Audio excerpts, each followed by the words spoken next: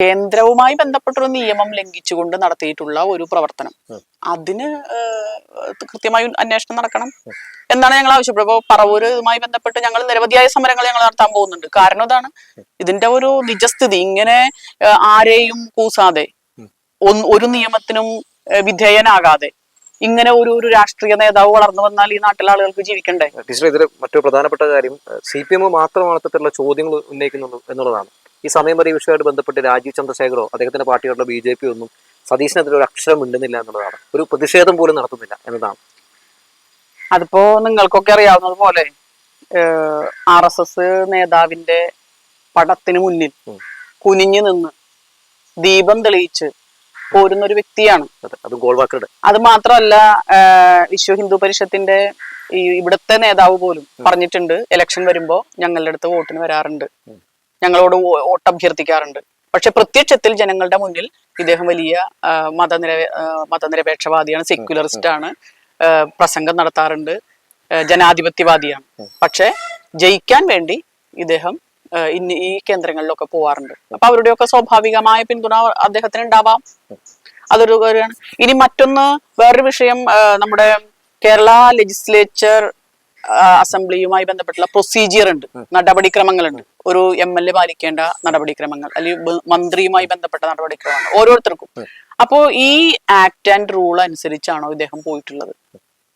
അത് സ്പീക്കറോട് പരിശോധിക്കാൻ വേണ്ടി വിജിലൻസ് ഡയറക്ഷൻ കൊടുത്തിട്ടുണ്ട്, നിർദ്ദേശങ്ങളുണ്ട് എന്നാണ് നമുക്കറിയാൻ സാധിച്ചിട്ടുള്ളത്. പിന്നെ ഇദ്ദേഹം പറയുന്നത് അതൊക്കെ ക്ലിയർ ചെയ്ത കാര്യമാണ്, അതൊക്കെ പോയ കാര്യങ്ങളാണ്. ഏത് ജനത്തിനറിയാം ഈ പുനർജനിയുമായി ബന്ധപ്പെട്ടിട്ടുള്ള എത്ര വിവരങ്ങൾ ഇവിടുത്തെ പറവൂർ നിയമസഭാ മണ്ഡലത്തിൽ ജീവിക്കുന്ന എത്ര മനുഷ്യർക്കറിയാം? അവര് പറയട്ടെ. ഇനി കോൺഗ്രസ് നേതാക്കൾക്ക് എത്ര പേർക്കറിയാം? അദ്ദേഹത്തിനെ ചുറ്റിപ്പറ്റി കുറച്ച് ആളുകളുണ്ട്. ഇപ്പൊ ഇവിടുത്തെ ബഹുമാനപ്പെട്ട ചെയർമാൻ കഴിഞ്ഞ ദിവസം പറയുന്നത് കേട്ടു, ആ ഫണ്ടൊക്കെ ഞങ്ങള് ചെലവഴിച്ചിട്ടുള്ളത് ഞങ്ങൾ ലിസ്റ്റ് തയ്യാറാക്കി എന്നിട്ട് ആളുകൾക്കൊക്കെ കൊടുത്തിട്ടാണുള്ളത്.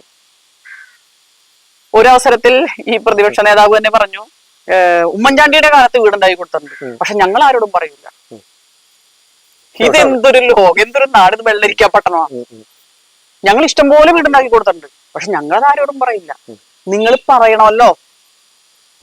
ഇപ്പൊ തെരഞ്ഞെടുപ്പ് നേരിടാൻ പോവാണ്. ഈ തെരഞ്ഞെടുപ്പിൽ കോൺഗ്രസ് ഇപ്പോ അവര് വലിയ ലക്ഷ്യ എന്നൊക്കെ പറഞ്ഞുകൊണ്ട് വലിയ ഇതൊക്കെ നടത്തുന്നുണ്ട്.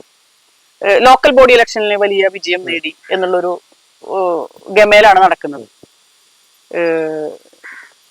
ഞങ്ങളെങ്ങനെ തോറ്റു എന്ന് ഇടതുപക്ഷം ഞങ്ങൾ പരിശോധിക്കുകയാണ്. എന്താണ് നമുക്ക് പാകപ്പിഴ? ഇനി ജനങ്ങളോട് ചോദിക്കാൻ ഞങ്ങൾ പോവാണ്, എന്താണ് ഞങ്ങൾ ഇനി ചെയ്യേണ്ടത്?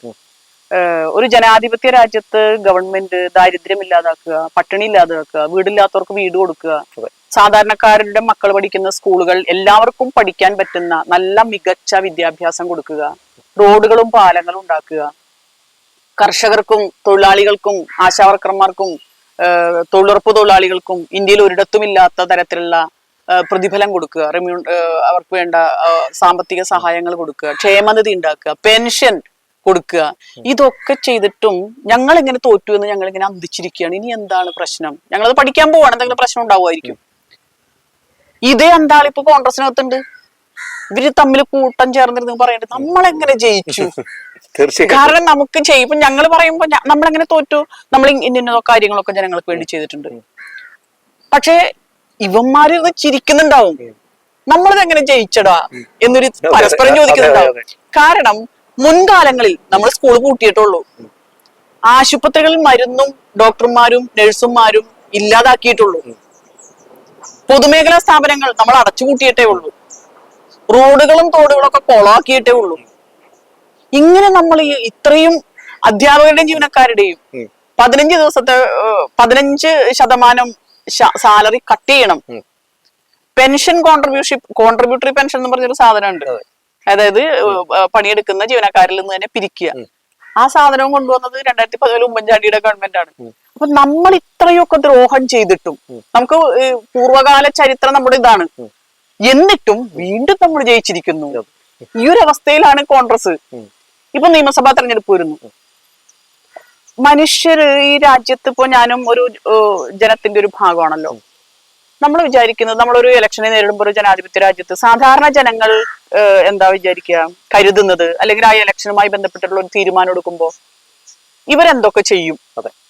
ഇവര് എന്താണ് മുൻകാലങ്ങളിൽ ചെയ്തിട്ടുള്ളത്, ഇവരെ അധികാരത്തിൽ കയറ്റിയാൽ എന്തായിരിക്കും ഈ കേരളത്തിൽ നടക്കാൻ പോകുന്നത്. ഇപ്പോ ചർച്ചയിലൂടെ ഉയർന്നു വന്നിട്ടുള്ള ഒരു ചെറുപ്പക്കാരിയായിട്ടുള്ള സിനിമാ നടി ഉണ്ടല്ലോ, മീനാക്ഷി. ആ കുട്ടി പറയുന്നു, ഏറ്റവും ആത്മവിശ്വാസത്തോടു കൂടി സുരക്ഷിതത്വത്തോടു കൂടി ജീവിക്കാൻ പറ്റുന്ന, സ്ത്രീകൾക്ക് ജീവിക്കാൻ പറ്റുന്ന ഒരു ഇടമാണ് ഈ ഈ കേരളം. അങ്ങനെ ആക്കി തീർത്തത് ഇവിടുത്തെ ഗവൺമെന്റ് ആണ്, സംസ്ഥാന ഗവൺമെന്റ് ആണ്, ഇല്ലേ? ഇതൊരു പൊളിറ്റിക്കൽ റീഡിംഗ് ആണ്. ഒരു പൗര എന്നുള്ള നിലയ്ക്ക് കൃത്യമായ ഒരു റീഡിംഗ് ആണ് ആ കുട്ടി നടത്തിയിട്ടുള്ളത്.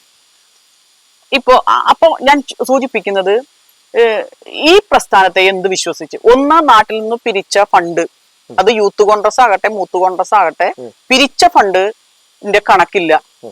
അത് ചോദിക്കുമ്പോ അപഹാസ്യകരമായ രീതിയിൽ പ്രതികരിക്കുന്നു. ഒരു രാഷ്ട്രീയമായ ഒരു ഉത്തരവാദിത്വം ജനങ്ങളോട് പ്രകടിപ്പിക്കുന്ന തരത്തിലുള്ള ഒരു പ്രവർത്തനമില്ല. അങ്ങനെയുള്ള മനുഷ്യരോട്, ഇനി സ്ത്രീകളോട് മോശമായി പെരുമാറുന്ന ആളുകളെ സംരക്ഷിക്കുന്നു. അതിന് കേവലമായ ചില നടപടിക്രമങ്ങൾ എടുത്തു എന്നല്ലാതെ ഇപ്പോഴും 2 or 3 അതിലേറെ സ്ത്രീകളെ റേപ്പ് ചെയ്ത് അവരെ മാനസികമായി തകർത്ത് അവരുടെ കുടുംബ ബന്ധങ്ങൾ ശിഥിലമാക്കി ഒക്കെ പോയിട്ടുള്ള മനുഷ്യൻ ഇന്നും ഒരു MLA ആണ് ഈ കേരളത്തിൽ. വളർത്തിക്കൊണ്ടുവന്നത് ഇദ്ദേഹം തന്നെയാണ്. അപ്പൊ ഇവരെയൊക്കെ എന്ത് വിശ്വസിച്ചാണ് നാട്ടിലെ ജനങ്ങൾ അധികാരത്തിൽ കയറ്റുക? അപ്പോ തീർച്ചയായും ഈ ഒരു രാഷ്ട്രീയ പ്രതിബദ്ധതയും അതിന്റെ ഒരു ക്ലാരിറ്റിയും ഒരു അക്കൗണ്ടബിലിറ്റിയും ഈ പുനർജനിയുമായി ബന്ധപ്പെട്ടുകൊണ്ട് പ്രതിപക്ഷ നേതാവ് നടത്തേണ്ടതാണ്. അദ്ദേഹത്തിന്റെ വീട്ടിൽ നിന്ന് എടുത്ത പണം കൊണ്ടാണ് എങ്കിലും ഓക്കെ. മാധ്യമങ്ങൾ പറയുന്നുണ്ട് സതീശന് വലിയൊരു പ്രൊമോഷൻ കിട്ടി, അദ്ദേഹം വലിയ ഒരു എന്താ പറയാ ഇരവാദത്തിന് അല്ലെ അർഹിക്കുന്ന ഒരു രീതിയിലേക്ക് വരികയാണ്. അങ്ങനെയൊന്നുമല്ല യഥാർത്ഥത്തിൽ. നമ്മൾ ഓർക്കേണ്ടത്, ഓമനക്കുട്ടനെ ഓർക്കണുണ്ടാവും മാധ്യമങ്ങൾ അല്ലേ? അദ്ദേഹം എന്താ ചെയ്തേ? അദ്ദേഹം ഒരു ദുരിതാശ്വാസ ക്യാമ്പിൽ സാധനങ്ങളൊക്കെ വാങ്ങുന്നതിന് വേണ്ടി അവിടെയുള്ളവരിൽ നിന്ന് ഓട്ടോ ചാർജ് കൊടുക്കാൻ 72 രൂപ പിരിച്ചു എന്നുള്ളതായിരുന്നു അല്ലെ? ആ ഓമനക്കുട്ടനെ എത്ര ദിവസമാണ് ഈ കേരളത്തിലെ മാധ്യമങ്ങൾ ഇന്ന് സതീശനെതിരെ ഉയർന്നിട്ടുള്ള ഈ വിവാദം അല്ലെങ്കിൽ വിജിലൻസ് കൊടുത്തിട്ടുള്ള ഈ റിപ്പോർട്ട്, അതുമായി ബന്ധപ്പെട്ട് CBI അന്വേഷിക്കണം എന്നുള്ള പൊതുവെ നാട്ടിൽ ഉയർന്നു വന്നിട്ടുള്ള ആവശ്യം, നാട്ടിൽ നിന്ന് ഉയർന്നു വന്നിട്ടുള്ള ആവശ്യമാണ്. ഈ ആവശ്യത്തെ പ്രതി എന്ത് പുച്ഛത്തോടു കൂടിയാണ് സതീശനെ രക്ഷിക്കാൻ വേണ്ടി മാധ്യമങ്ങൾ കിണഞ്ഞു ശ്രമിക്കുന്നത്. ഇതേ മാധ്യമങ്ങളല്ലേ 72 രൂപ പിരിച്ച ഓമനക്കുട്ടനെ 2 ആഴ്ചയോളം എയറിൽ നിർത്തിയത്, ഇല്ലേ? ചാപ്പ് കുത്തിയത്. അപ്പൊ നമ്മുടെ നാട്ടിൽ നമ്മുടെ മനുഷ്യർക്ക് നമ്മുടെ മനസ്സിൽ കാലങ്ങളായി കിട്ടിയിട്ടുള്ള ചില ബോധ്യങ്ങളുണ്ട്. അതായത് വെള്ളയും ഇട്ടത് നടന്ന മനുഷ്യൻ കൊള്ളാം. ഇപ്പൊ ഒരു ഗവൺമെന്റ് ഓഫീസിൽ തന്നെ സൂട്ടും കോട്ടും ഒക്കെ ഇട്ട് ഒരു ഷൂ ഒക്കെ ഇട്ട് ഒരാളങ്ങോട്ട് കയറി ചെന്നാൽ ചിലപ്പോ അവിടെ ഇരിക്കുന്ന ആളുകൾ എഴുന്നേറ്റിക്കും.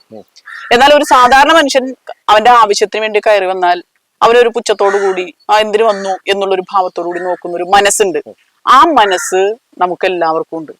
ആ മനസ്സുണ്ട് എന്ന് ബോധ്യപ്പെട്ടുകൊണ്ടാണ് ഒരു സാധാരണക്കാരനായ ഇടതുപക്ഷക്കാരനായ ഓമനക്കുട്ടൻ 72 രൂപയുടെ പേരിൽ വിചാരണ ചെയ്യപ്പെടുകയും കോടിക്കണക്കിന് രൂപ മറ്റ് രാജ്യങ്ങളിൽ നിന്നൊക്കെ പിരിച്ചു എന്ന് പറയപ്പെടുന്ന ഈ പുനർജനിയുമായി ബന്ധപ്പെട്ടുള്ള തട്ടിപ്പ്, അതുമായി ബന്ധപ്പെട്ടുള്ള നിയമലംഘനം, രാജ്യത്തുള്ള നിയമത്തെയും അതുപോലെ തന്നെ നിയമസഭയുമായി ബന്ധപ്പെട്ടിട്ടുള്ള ഒരു സാമാജികൻ എന്നുള്ള നിലയ്ക്കുള്ള അതിന്റെ നിയമവും ലംഘിച്ചിട്ടുള്ള ഈ വ്യക്തിയെ ഒരു ദിവസത്തെ മാധ്യമ ചർച്ചയ്ക്ക് പോലും വിധേയമാക്കുന്നില്ല.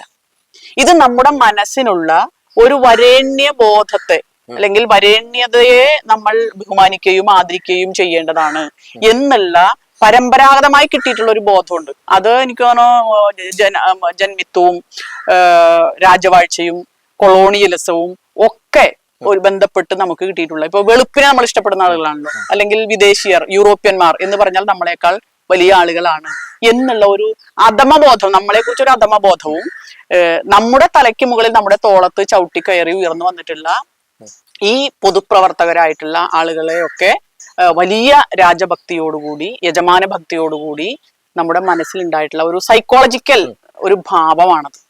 ആ ഭാവത്തിന്റെ പുറത്താണ് ഈ 2 കാര്യങ്ങൾ നിങ്ങളൊന്ന് പരിശോധിച്ചാൽ മതി. ഓമനക്കുട്ടനെ എങ്ങനെയാണ് മാധ്യമങ്ങൾ കൈകാര്യം ചെയ്തത്? പ്രതിപക്ഷമായിട്ടുള്ള ശ്രീ VD സതീശനെ എങ്ങനെ കൈകാര്യം ചെയ്യുന്നു? ഓമനക്കുട്ടനെ വളഞ്ഞിട്ട് ആക്രമിക്കുന്നു. VD സതീശന് എല്ലാവിധ സപ്പോർട്ടും കൊടുക്കും, തലോടുന്നു. ഇത് നമ്മൾ സ്വയം പരിശോധിക്കണം.